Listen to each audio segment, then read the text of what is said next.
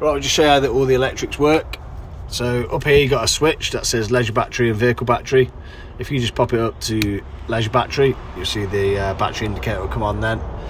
Next to it, you got a master switch for your lights and your water pump, and also there's a switch for the gauge. So that switches the gauge off just to stop it annoying you whilst you're asleep. It doesn't affect the leisure battery or anything like that. So under this cover is all of your 12-volt fuses. So they'll just control everything like your lights, your auxiliary power, which is USB, and your 12-volt and your lights over here as well. So to switch the lights on and off on the dimmer, you just press that button and then just pop that up and down.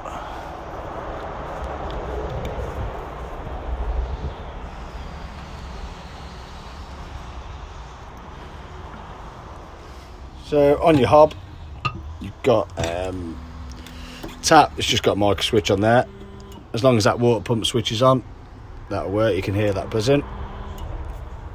Pop that down before you shut the lid. That's just if you ever need to remove the end of the tap to clean it or anything like that.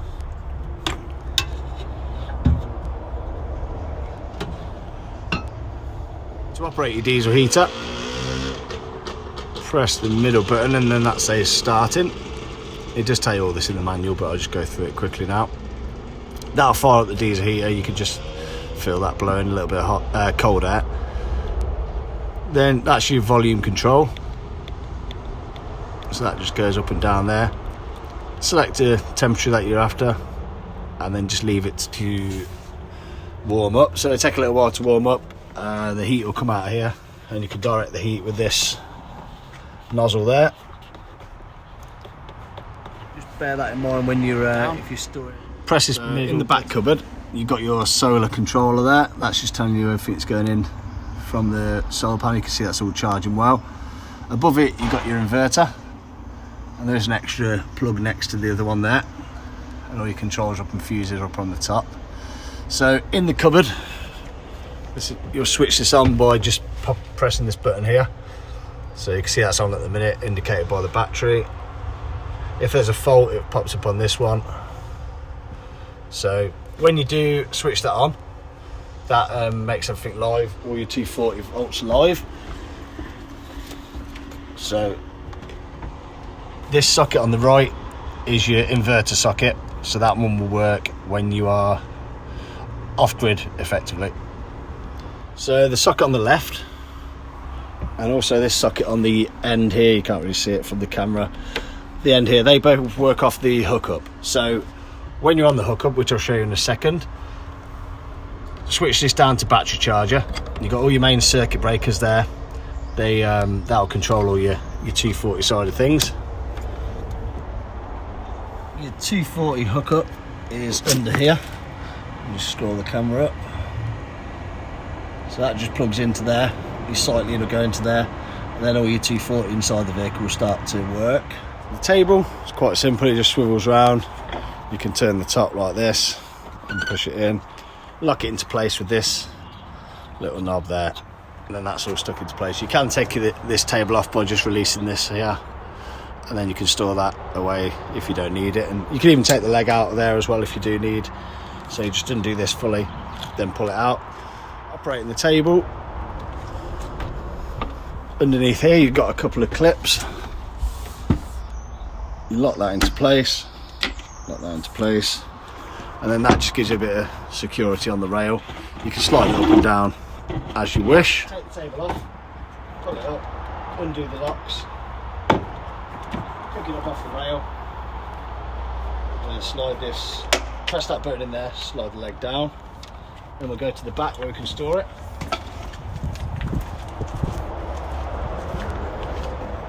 So drop the rounded end into those, push it back a little bit, and then quarter turn, and those two little clips there. To do this with a seat, we'll take these locking pins out the knobs on here, quarter turn, then pull that out and give it another quarter turn. Same here, and the two at the front.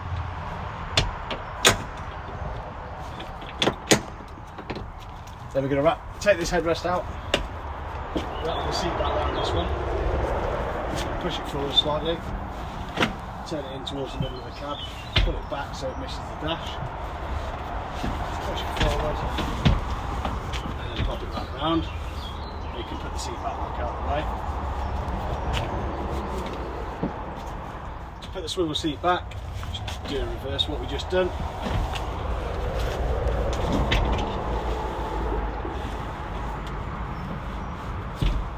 Pull it back so it's somewhere near flush on the back. Might take a bit of manoeuvring. Drop those off, quarter turn. Give it a quick wiggle. They'll lock in. And they'll turn clockwise, all four. And then we'll just put the locking pins in to secure those into place. So up here you've got your snake light, so that can go up or down. There's a little button on the top, press it once, twice to go brighter.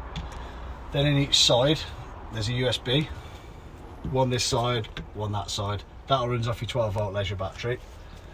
Up the top you've got your main roof light, which is touch sensitive. Press the button in the middle, then if you hold it, it will brighten it up.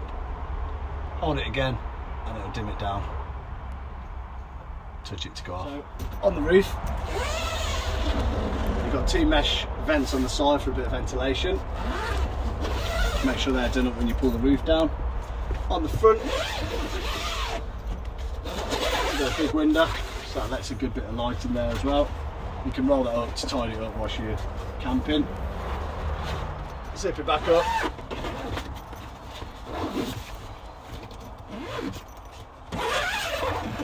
And then we'll pull the roof bed down. So just to pull the roof bed down, put your hand up there, pull it down.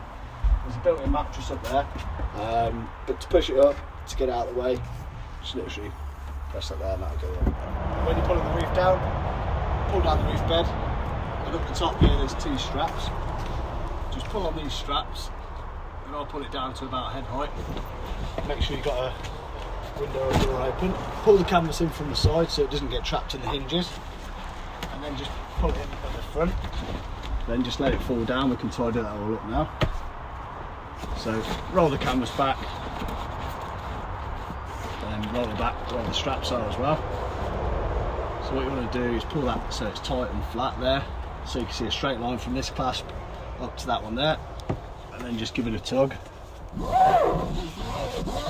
somewhere near this one.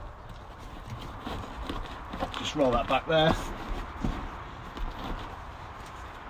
And what happens sometimes, the strap gets stuck in the canvas, so just make sure you've got all, because there's a lot stuck in there at the minute, so it won't ever tighten down. So just pull that down.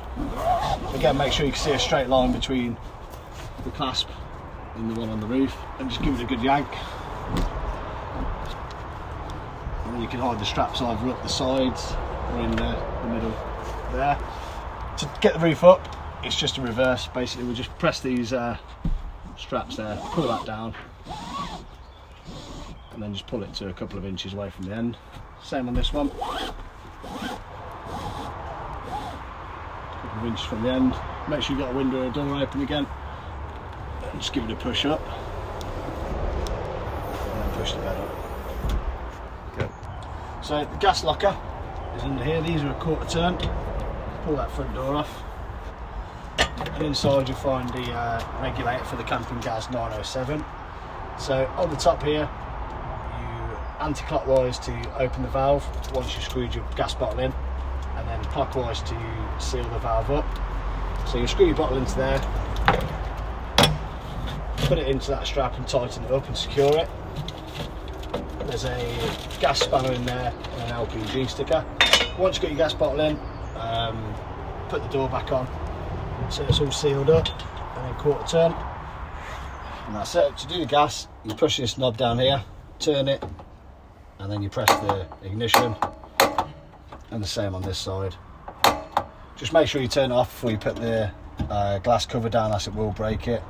And if you are cooking on this ring and you've got this one down, just make sure it's not too big, and it's going to break this one there as well.